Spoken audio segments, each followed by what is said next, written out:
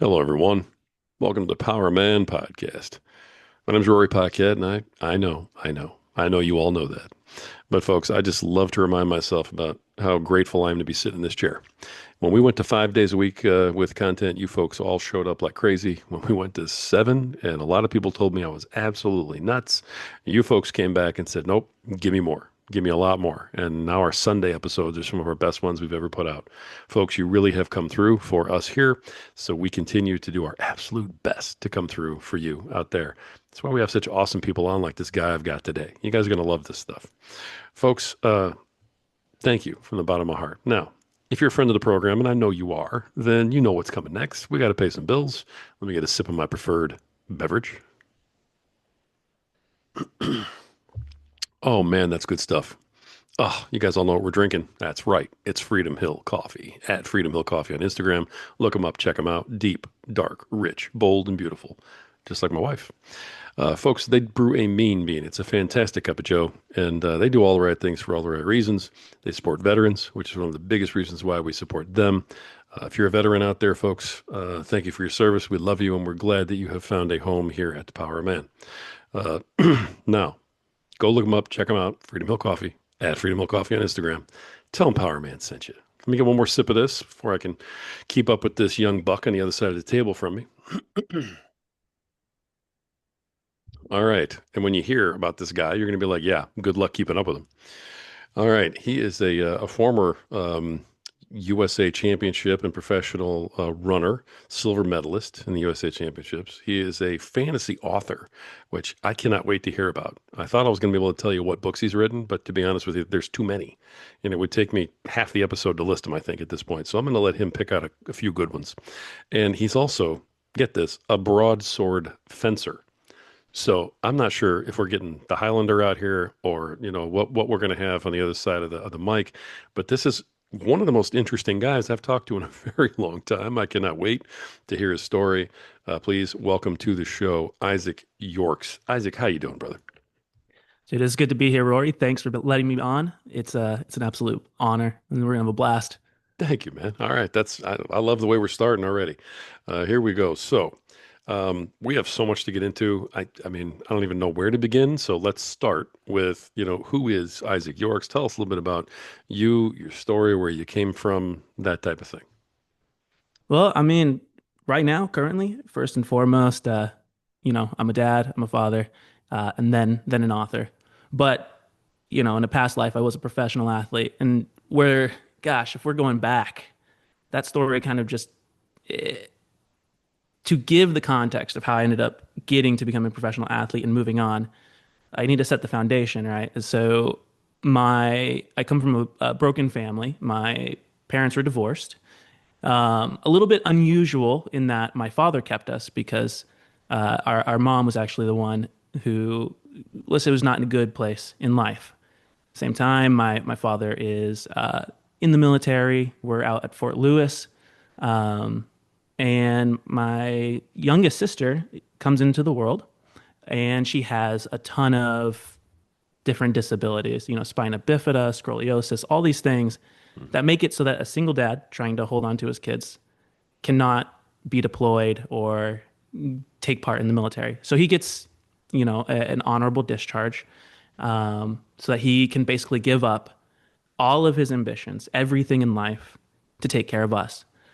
So that single example is like really what sets the stage for me, and then I think probably for the rest of my life, right? It's the father who sacrifices everything for his children.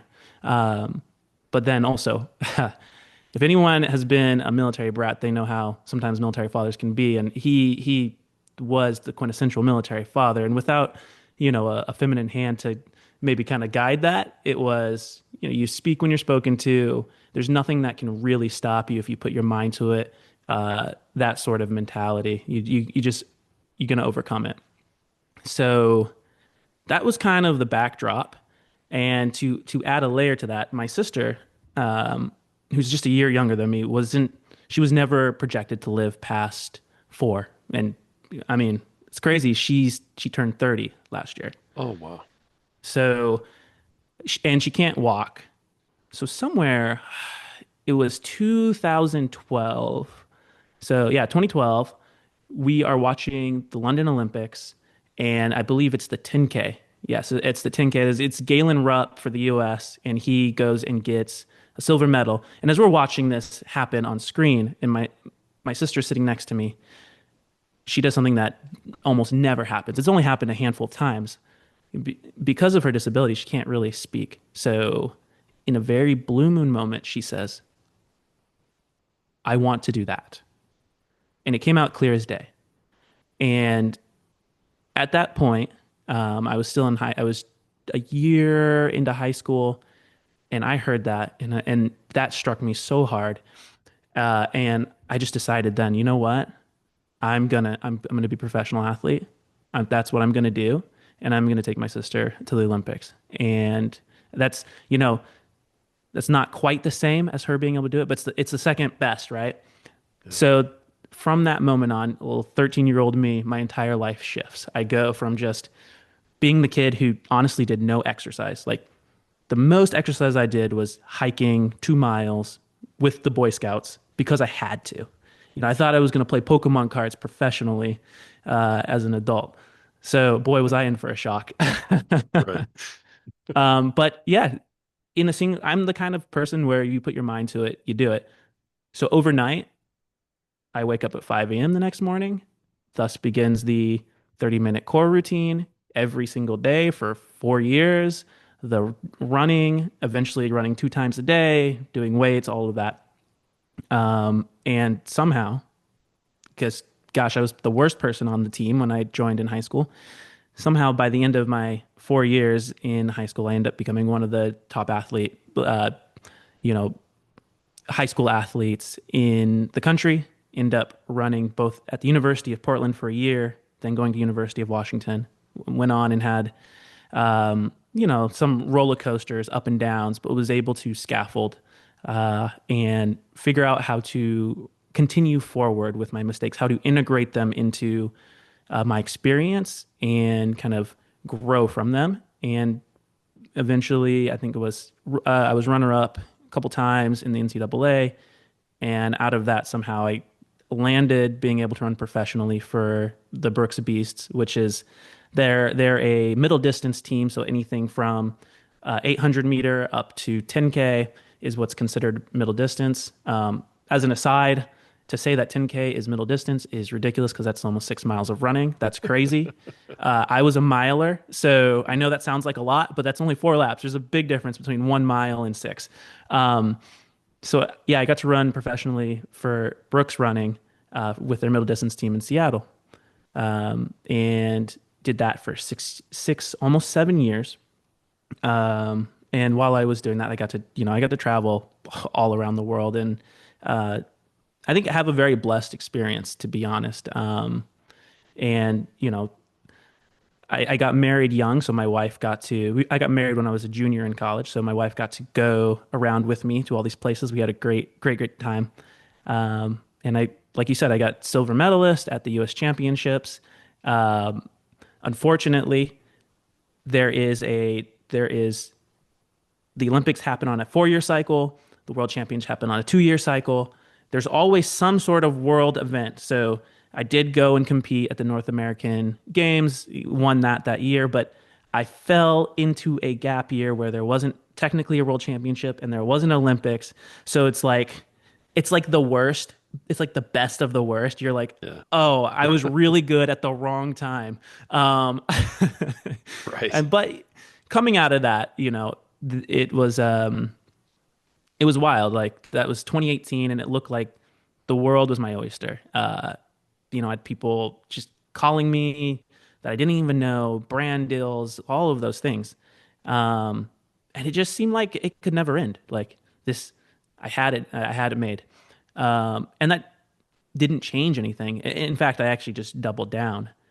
And that doubling down and working harder and harder actually ended up being the downfall to my career, and why I had to step back and out of running professionally.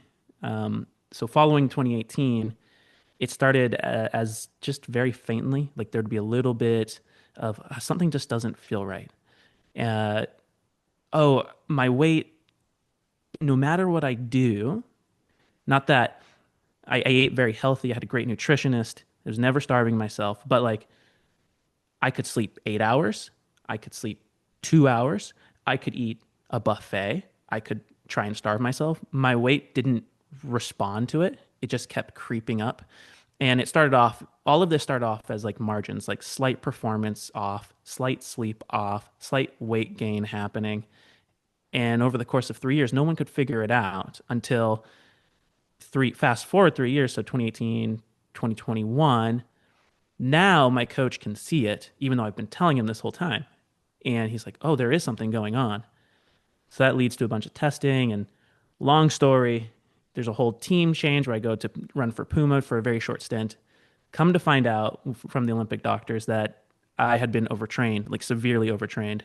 And had we known back in 2018, it's a very hard thing to diagnose, right? Because it's internal and it doesn't show signs. And this was adrenal fatigue. So I don't know if any of your audience is Wow. familiar with that, Hmm. but adrenal fatigue is um, everything that controls your hormones that just gets messed up. So if your hormones are off, suddenly you're not sleeping, you're not taking in your workouts, and you're not adapting. And so, anyways, the way to get better is to just stop immediately when you notice it. And if you catch it right away, a few days off, up to a week, you'll be fine. Well, I was so far in that the Olympic doctor looked at everything, assessed it, and he said, I've seen this. I was actually the first one to diagnose what this was and get it in the literature.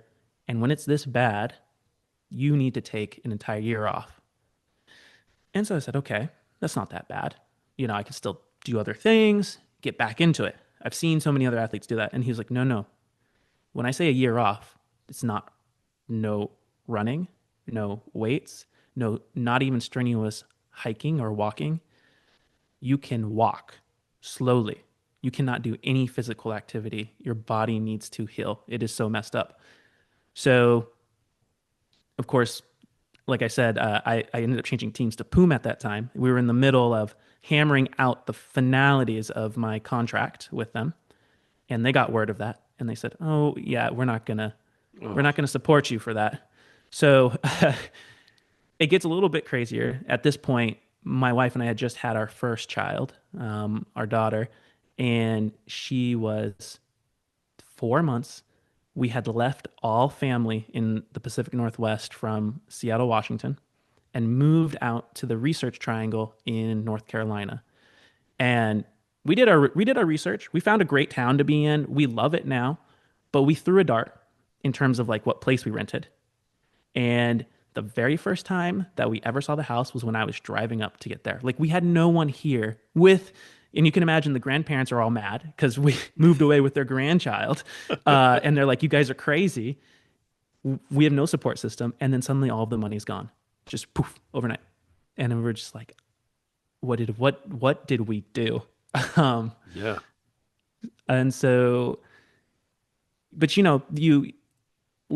God hands you these things, and there's always a way through that. And if you had asked me at that time, how are you going to do this? I wouldn't have known. The crazy part is, um, for a year there, and we're not quite out of it yet, but for a year there, things were so financially hard, and it was like every penny mattered. And somehow the exact amount of money that we needed from all of these like little side hustles like Rover and stuff, it came in almost to the penny, exactly what we needed at the exact right time. And it was just like, okay. And it happened for 8 months in a row. I'd have to check with my wife, but we were like, this is too weird to be a fluke. Yeah. Okay. So we got a nice lesson on trusting God in that time period. But yeah, and then in that time, I was looking for just something, some sort of job to help kind of pay the bills because I had started while I was running professionally, I'd never been very good at napping. And so I needed something productive to do that wasn't me on my feet. So around 2019, I had started my an independent author business where I was writing fantasy and sci-fi books. And with the hopes that like, hey, at the end of this illustrious long track and field career, I'll like have this audience that translates very well to this. So, I kept that going, and it was a lifeline in a time when suddenly seemingly everything that mattered to me was taken away. Now you're probably like, but Isaac, you had a wife, you had children. That should be the thing that matters to you. But you know how it is. You can get wrapped up in what you're doing as your identity, which is one of the biggest lessons. But that nevertheless, doing the author thing, writing independently, funding a lot of stuff on Kickstarter, and learning the ins and outs of that was a lifeline because besides my family and my daughter, it gave me something to pour that same energy that I had pent up that I would exhaust myself in running and do it on that. And so that's, you know, notwithstanding some of the more spiritual things that I've had happen in my life, that's kind of where we are now. So it's a big framework for context. Wow, man. I, uh, I had no idea that your faith was that important to you and that God was the center of it all. I'm glad to hear that for your sake. I think that's fantastic. Hmm. Yeah. Yeah. Well, so what's funny is from a faith perspective, I didn't grow up with faith. I grew up absolutely hating the idea of faith. And I'll tell you the story. It's an interesting story, and at the very least, uh, some people might think, "Oh, he's crazy," but I got a good story out of that. But when I saw my sister growing up, it was never a question of like, "Oh, is there a God or isn't there a God?" It was like, God is a horrible like entity. God is a horrible person. Why would you make something? It was the whole problem of suffering, right? And Right. seeing my sister suffer. I mean, some of my earliest memories are being 4 or 5 years old and writing weekly in the ambulance because she's having a seizure with my parent, with my I said parents, my dad. Um, and so, yeah, that really informed where I was. So I grew up with this very negative, semi-agnostic view towards religion. And then in when I was in college, my sophomore year, I had a roommate who kept inviting me to church, and I just kept, finding every excuse to say no, no, no. And finally, it just wore me down. I was like, okay, whatever. I don't have anything to do. I'll go with you. Um, and then I got to be completely honest. I really enjoyed it, but not for the God aspect, just for the fellowship, the guys. And I was pretty serious about dating my wife at the time, and she was a non-denominational Christian, and her faith was really big to her. And we didn't really talk faith because that was a friction point between us. But I knew I was going to have to ask her parents to let me marry her, and so I was like, God, they're not going to say they're not going to say yes if I'm not a Christian. So then eventually, like after like 6 months of going to this church, they're like, "You want to get baptized?" And I was like, uh, do I want to get off Virgin Island? Yes. And so they don't know that. So I get baptized. But everything changes for me the night before I get baptized. It is winter, so in college, so all of my roommates are gone because my family is down the road from us in Seattle, but all of my roommates that we're in this house with, their families are like all over the place. So I'm alone in this house. No one's there. No one can do anything, whatever. And this is the night before I get baptized. So I tuck myself into bed after watching some Futurama, and everything's good.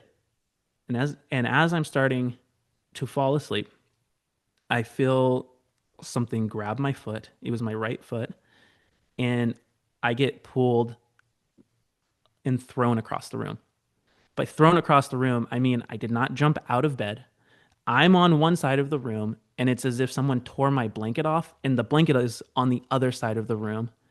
And I like look straight ahead, and what I see in front of me are these two just giant yellow, just demonic looking eyes.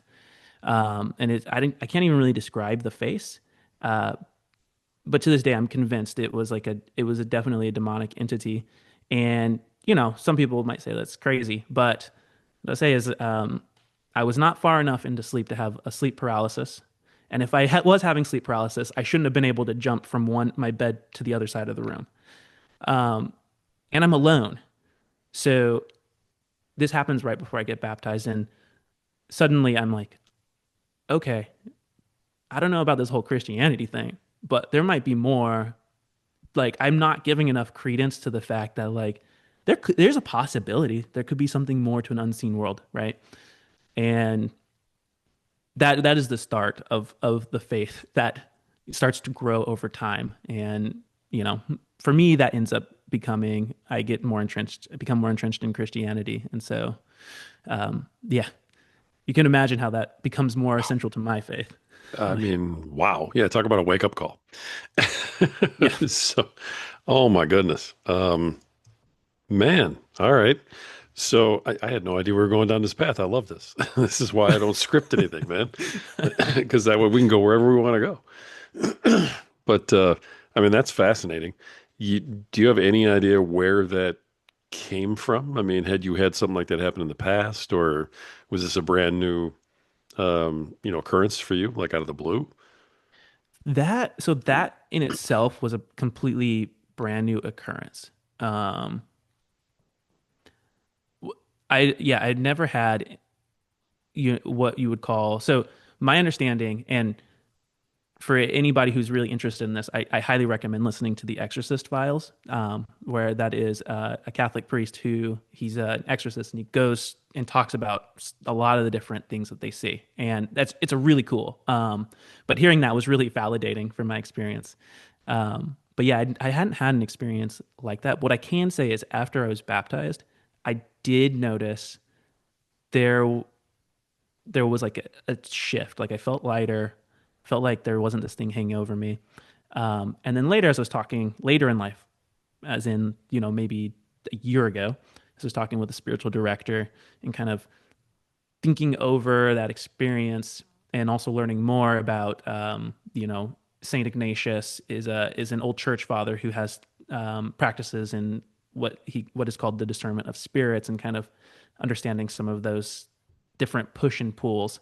Um, yeah, it's not like I'm talking mumbo jumbo, but he it gave me a lot of touch points to look back on, like where could that have been coming from. And I think like a lot of guys, I come out of the age where cell phones were being introduced when I was, in middle school, access to pornography, right? Like getting sucked down into that. And personally, there's no way I can validate this, but I think that a lot of that experience I had a lot of connection to experiences with and addictions at the time to pornography, right? So, um, and what's crazy is after that almost completely vanished, and then within a year, that addiction was like gone, like it just wasn't there. So, um, yeah, I think it Wow. was tied to that. Yeah, that's amazing, man.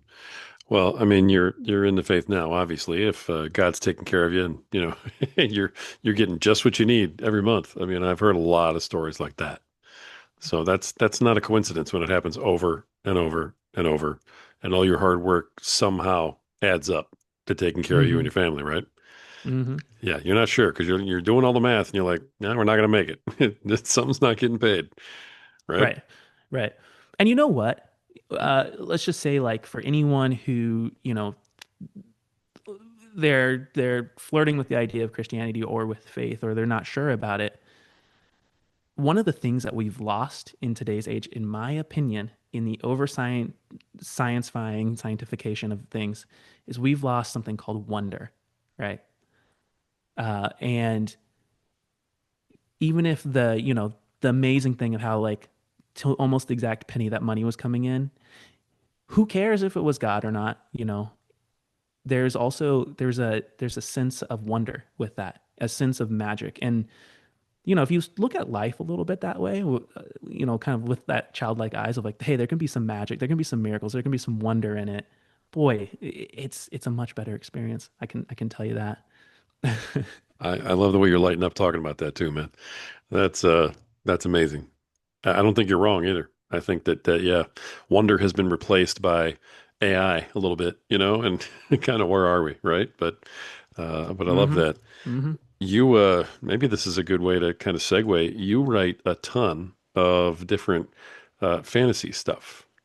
Yes. Like, would you consider it science fiction, the stuff that you write? Uh, so what I have out right now is all fantasy. Okay. This um, November, I have my first science fiction book coming out. So Okay. yeah, yeah. It bothers the it just bothers me so bad that they lump when you go and look at a genre, it's fantasy and science fiction. They're two very different things. Yeah. Um, anyways, I digress. That's it. Not at all, actually. I'd love to hit you on that. What do you see as the difference? Because I believe they are too. I've read a Mhm. lot of these, types of books too, and I'm a huge fan of them. And honestly, when I tell, folks, hey, I can't wait to read your book, most of the time I'm telling the truth.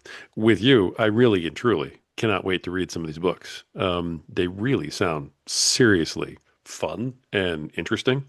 The characters and the whole bit, the plots, everything you got going. I spent a lot of time on your website, probably more than I should have, before the podcast. But first of all, let's start there. In your mind, what is the difference between fantasy and science fiction for folks who are not quite, as well read? Okay. Yeah, yeah, yeah. So a lot of times when people think of fantasy or science fiction, they think of it just as a setting, right? It's just a setting piece. It's a sci-fi happens in space in the spaceship. Fantasy happens in Lord of the Rings.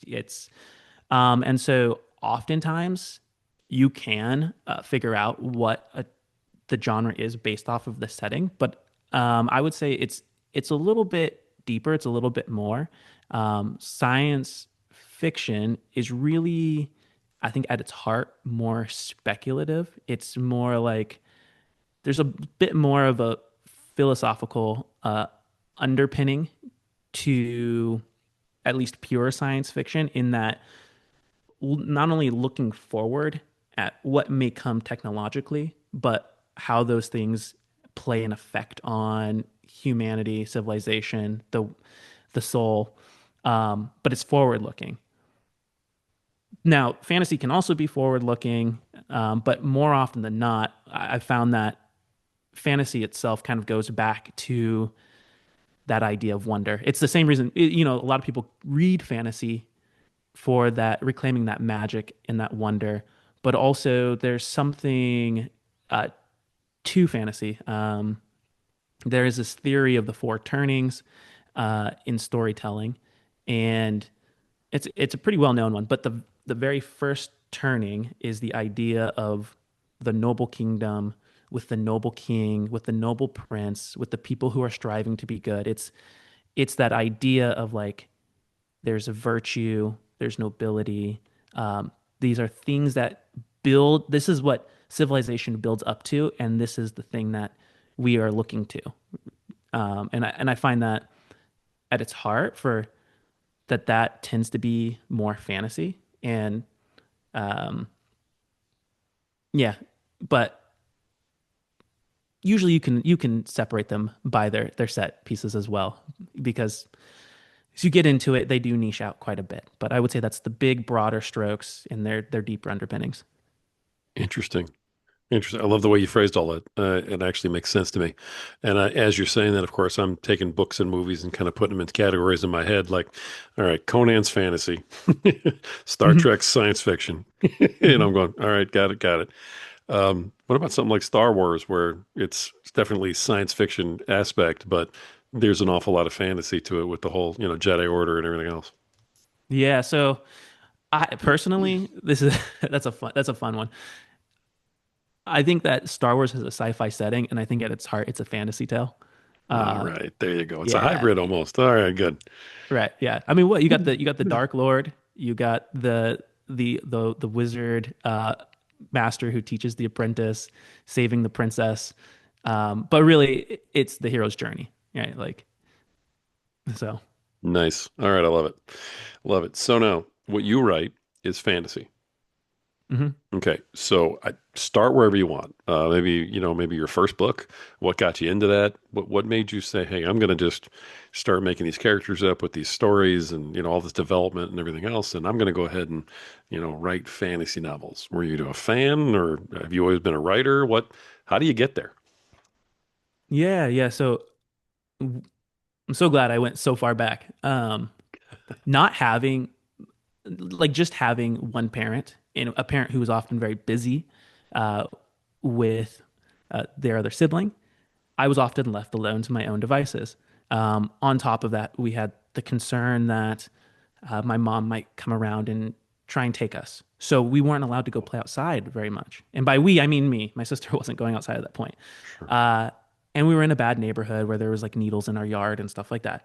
So books, I became a reader, and books became the thing that I entertained myself with. Well, that and the Game Boy Color. But the books had the characters that became my friends. Um, yeah. And because I didn't see maybe the quote unquote normal relationship, I was a bit stunted in terms of like learning how to make friends and relationships with other kids. So I was always a lot of times the odd one out. And I was until college. Um, and so, yeah, the characters in the books became my friends. They became somewhat of my teachers and who I aspired to. I read all kinds of things, but the thing I kept coming back to was fantasy and sci-fi. I just absolutely fell in love with it. And I like fantasy a little bit more than sci-fi. And I think one of the things was maybe it was feeding something in me that I wasn't seeing as a kid, which was like, yes, my dad. I love my dad, and um, like I said, his sacrifice and the things that he was doing for us made an indelible mark on me. Always will, and will always affect me going forward. But I think that there can be something that's lost when you don't have that combo of the two parents, kind of each one bringing the best of a masculine and a feminine energy, and then tampering each other's maybe the part that might not that could be the negative of that side, right? I was only getting one, and so having the king who uh, was chivalrous in all ways, but then was balanced by a queen who taught you to love and to have compassion.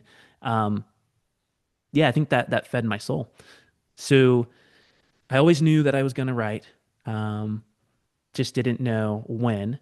And then when I started running professionally and I needed something to do because I couldn't nap for 2 hours in the middle of the day. Like just sleep is not my superpower.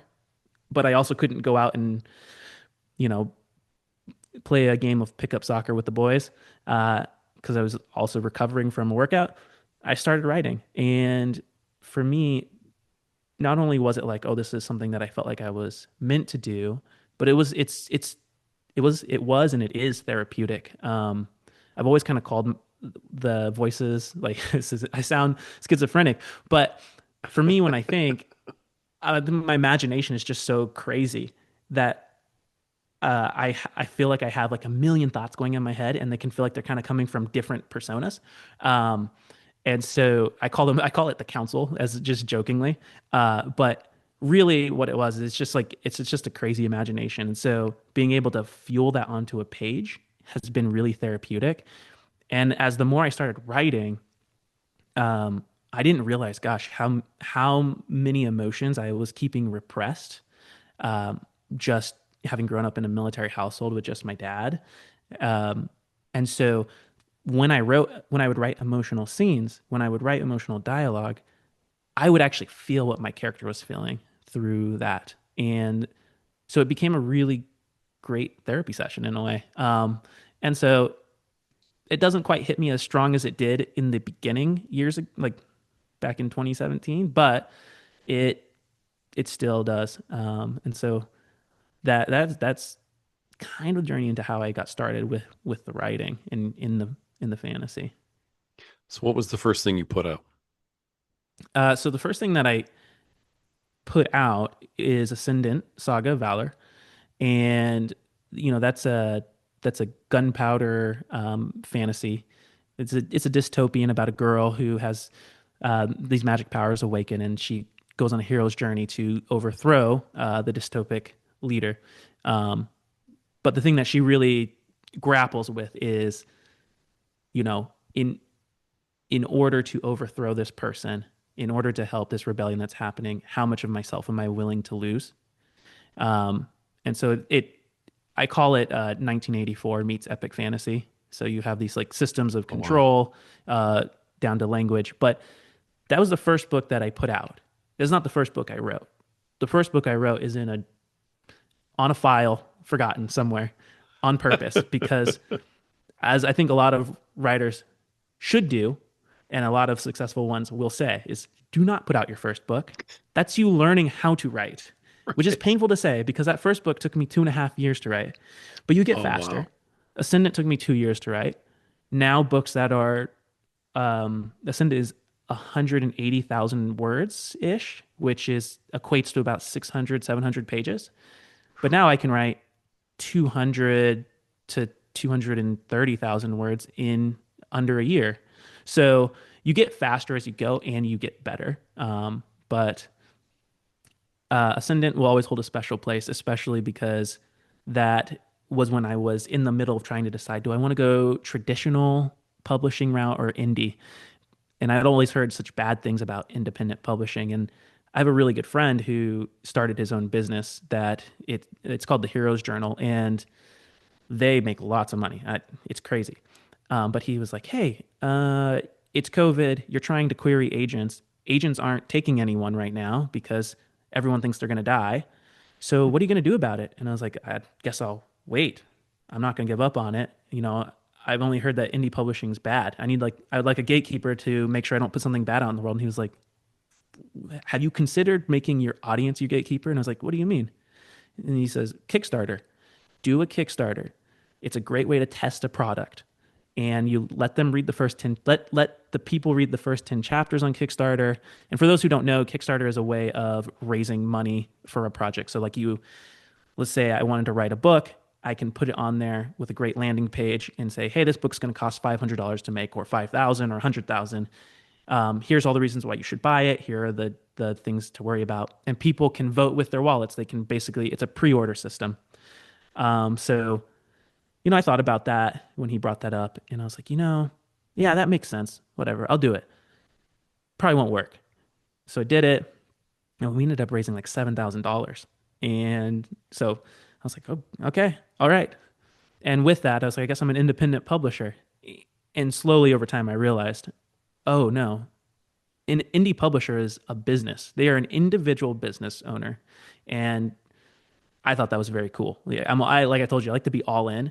And so the idea of like creating my own website, learning how to do advertising, how to do read metrics, basically run a business, that excited me. And it's not been easy. There's been a lot of a lot of things that have I'll been bet. hard. Um, but yeah, so that's Ascendant. And for me, that book is more than a fantasy book. It's the start of a business. That's amazing. I love the story, especially the Kickstarter part. I mean, good for you. I'm a little, I was surprised when you told me female protagonist to start with. Yeah, yeah, yeah, yeah. I'm sure some thought went into that because, I mean, it's your first book and I mean, 600 pages worth, you were thinking about everything. Hmm, hmm. So what made you choose that? So the in one aspect, it felt right. Uh, Another aspect, when you are creating something, a book's no different. You are creating what you would call like an MVP, a minimum viable product, Hmm. and a book's no different, right? So you look at, for a book, for example, you look at, well, what are people reading right now? What do they like? Why do they like it? And then from there, you figure out what are the pain points. So, what is your book solving for them? And then you take some of those tropes, those things, treat it like a business and tell your own story through that. So, there's a little bit of that in there. Not as intentional as I am now about it, but a little bit of that.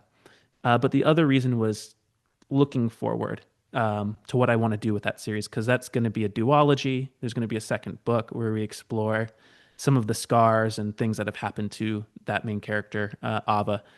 And this is probably a good time to bring up like, so my special niche, the thing that I am very focused on when I write is I have a connected universe called the Anchorverse, and there's different parts to the universe, different planets, and everything is connected. All of the magic's connected. Um, and in this universe, each story that I tell is connected to a different virtue as the theme. So the virtue for the Saga of Valor series is the virtue of fortitude. Um, and the virtues that I go by are the classic virtues. So that's your temperance, justice, fortitude. Um, I'm for some reason blanking on the other ones. Um, but then also I do the cardinal virtues. So you mercy, uh, faith, charity, or hope, faith, charity. Um, and then sub virtues that come out of that, which is why I said mercy. Um, so the Saga of Valor is a series about that starts off as focusing on valor, but then feeds into actually fortitude, which is, you know, when people think about fortitude, they only think about the one thing, which is courage. And don't get me wrong, like courage in itself is something that can be hard to execute on, right? Like we've all been scared and turned away. But I also think courage is also simultaneously one of the easiest aspects of fortitude to go with. But there's other types of, the other part of fortitude is the ability to endure with heart. And so when I was thinking about Ava and the things that she's going to go through, and the decisions she's going to have to make, one of which is going to be a resulting childbirth in the second book. I was like, gosh, women are great, just like the things that they go through from a biological standpoint as well. I was like, a woman would make a great figure for getting to the heart of fortitude. Um, and so, yeah, that's a. I hope that answers your question. Yeah, absolutely. And again, nothing wrong with it. I just was, I was a little surprised. I think a lot of the folks that I see kind of, write almost where they're the hero, type of Hmm. thing. I think if I was to try to write a fantasy book, I'd probably put myself in there and I'd want to be the hero, or something, or one of my sons would be the hero, type of Hmm. deal. But I just thought that that was interesting, right out of the gate. No, I'm absolutely intrigued by this. Everything that you write is connected. So let me back up. I kind of gathered from, your profile and some other things, and then again today, that Lord of the Rings is kind of an inspiration for you. Am I Hmm. getting that right? Yeah. Oh, absolutely. Okay. So, I mean, have you like created a whole world that's like all got its own story and its own heroes and heroines and history and all that, and then you're bringing them all together? Yeah. So, uh, essentially, they're never going to quite meet totally, but each one plays like their part in a greater role. So, uh, within the Anchorverse, you have these things that are called anchors, and it's kind of like a playing on the idea of. And hold on, before I continue, let me back up and say I do count myself as like a Christian author, like, but I'm more of a Christian themed author. Like, I'm not. If you ask me, this is a lot of people say is a hot take. I love Tolkien because if you know what you're reading, you can see the themes, the broader themes of his belief in there. Whereas if you read Lewis, it's such over allegory, and people love that. I hate it. It makes me want to throw up. I can't. Sorry, I don't like Aslan. Get rid of him. So that like, yeah, I Wow. know it's We fighting words. I know. we just threw Aslan under the bus, brother. Yeah. What? Don't worry. I hear that he gets right back up after the table breaks. It's fine. Okay. Anyway, so Yeah. before we So totally digress into, this whole lion, witch, and the wardrobe thing, that all right, go ahead. sorry. That was getting off track. Um, so I just wanted to put that out there as a disclaimer. Like the things that I write are themed, but really what comes first is the story. And the things that we're trying to achieve with just telling a good story, having good magic.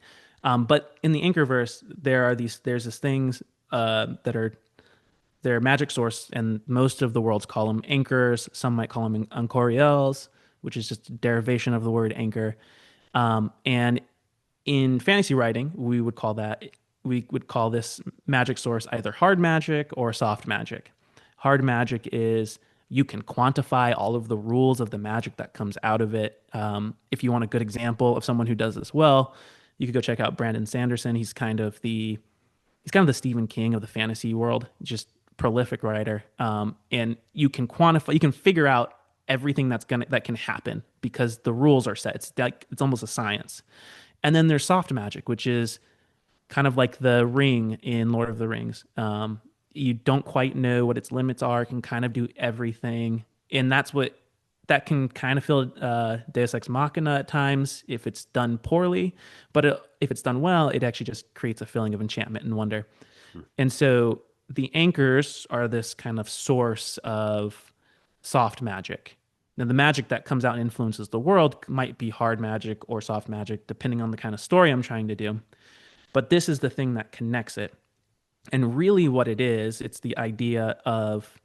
um, it's the idea of like the God of that universe. When that God created everything, it's almost like an echo of their presence, like a thumbprint of their place. And it's the thing that connects everything because if this physical manifestation of a God is there who's omnipresent, all of the omnis, that means that it exists simultaneously in time and out of time and in all places at once. So that's earlier we talked about, I think maybe before we started, but you said like, what the heck is a void walker? Um, that is a series of stories that are going to be set in after I've done all of the virtues, telling the greater narrative of what's going on. And the void walkers are those who actually travel through the different anchors to different places in the worlds within. And that's really the only story that you have to have some context to know about. And there's a reason I'm not writing that yet. There's a level of trust you have to have before you try to do something like that. So Sure. Wow. yeah. All right. Okay. You have some other things in here that I grabbed off your website. Maybe you can just give us a quick, what they are, without giving it all away, but just Yeah, so let's people get an idea title wise. Um, the one you were talking about before that's the saga of Valor, right? yep. Okay, with Ava. Hmm. Okay, then there's Dragon's Fall Cycle. Yeah, so that one has a bit of a weird name. Um, the Dragon's Fall Cycle is a series of four books. The first one's called Athos, and that is so Ascendant Saga of Valor is a high fantasy, and so that has one character that you focus on. This is Athos in the Dragon's Fall Cycle is an epic fantasy. So you have, I think that one has like six or seven main characters, and you're Okay, bopping around into each one's viewpoint. And yeah, so wow. Okay, and that's a very long series, but it's essentially the virtue that that series focuses on is mercy and redemption, told over a long narrative. And it is not a series I would suggest for beginners. Um, but essentially, it's like the world is falling. It's set in a Renaissance era kind of time period.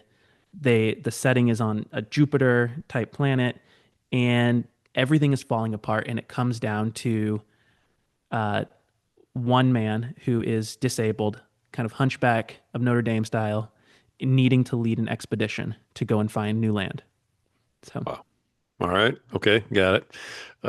A Bard's Guide to Surviving a Dragon Attack.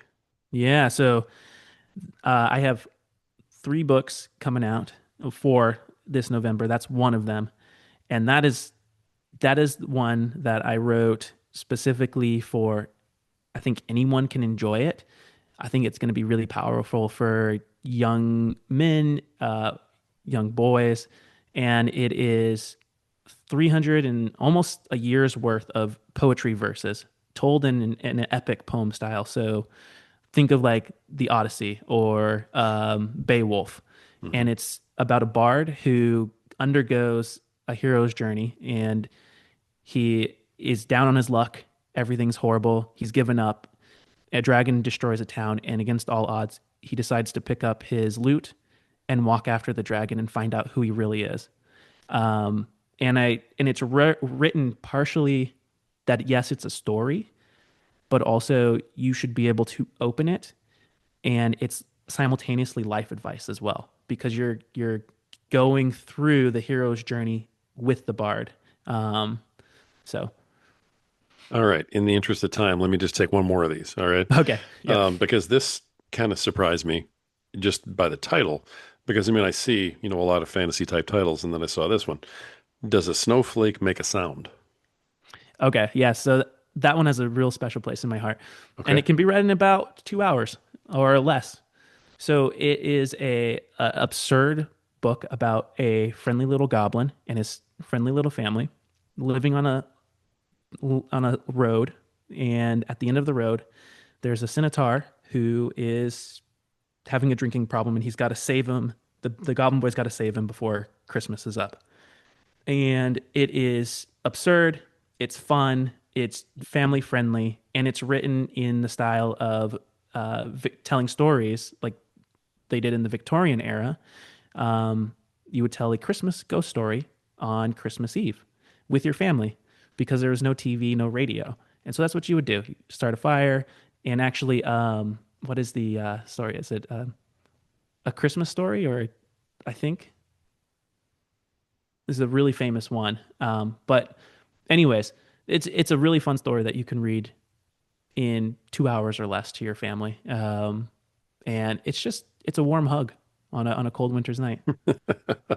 That's awesome. I mean, I am so impressed with what you're putting together here. It's not even funny. Where can folks find all of this from you? Where can they go look up all your books? How do they contact you? Let's get that out of the way real quick. Yeah, Rory. So I'll be happy to. Yeah, so everyone can find me at isaacyorks.com. The good news is I am the only Isaac Yorks you will find on the internet because my name is spelt weird. The bad news is my name is spelt weird. So listen close. It's Izaic Yorks.com. And I'm going to be throwing, actually, this might be a good time, but I'm actually going to be throwing Rory a link to one of my books coming out in November. And you'll be able to go down in the show notes wherever he puts it and click that link, and you'll be able to download one of my books before it's even out. And that's actually a sci-fi book called The Red Line. And it's it's a sci-fi thriller, and it combines both my past as a professional athlete. So we have a lot of um, running influence in there.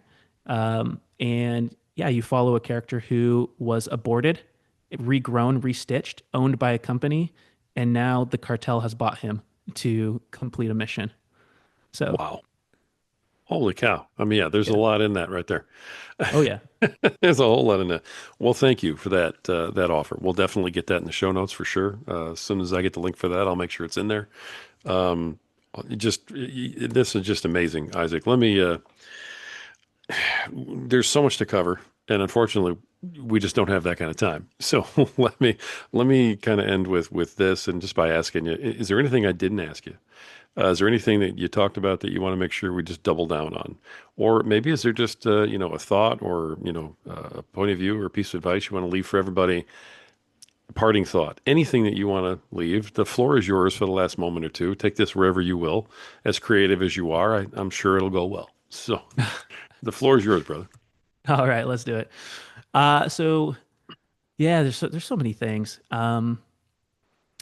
This has maybe been something that's been um, on my mind a lot. Things have not been, quite the smooth sailing, but at the same time, they've been so beautiful that things have been happening in my life. And I know that there's a lot of people who are probably in that boat as well. And so if there's one thing that I could impart, and it's something that I learned that is so simple from my time as a professional athlete, but just because it's simple doesn't mean it's easy. And it's that idea of scaffolding. It's it's being able to take what's happened, what's happening, take a moment, breathe, gather that information, integrate it, and then actually build on top of it into the direction that you want to go. Um, and there's a lot of things in sport that do translate. But that's probably been one of the biggest. It's the idea of reframing anything that feels like a failure or something that's not quite going well, and being able to reframe it, learn from it, um, and grow. And I can just tell you, like, even from a sport perspective, a lot of times the best people in these high performer positions aren't actually usually the most talented. They're usually the best people at that scaffolding element. And so, but it applies outside of that. So, Boom. There you go. Mic drop. I love it. Absolutely love it, brother. All right, folks, go check this guy and his work out at IsaacYorks.com, and it's Izaic Yorks.com. We'll have that in the show notes. We're going to have the link for the red line. That's going to be in the show notes. Folks, go check it out. I'm telling you right now, you're not going to be sorry. I'm excited to go start reading a bunch of this stuff too. Isaac, thank you so much, man. This has been just a fascinating conversation. I appreciate you sharing everything the way that you did, and thank you so much for coming on. oh, this was awesome, Rory. Thanks for having me. Thank you, man. All right. Folks, this has been a fantastic episode of the Power Man podcast. The reason that we have such powerful men come on here with these incredible messages is because, we are united in hoping that you get your power back so that you can become a better provider, better protector, better leader tomorrow than you are today, so that you can become a better father, better husband, better man tomorrow than you are today. And the reason that we want that for you is because you have value, you matter, and you're worth it. And at some point, you just have to believe it. Until next time.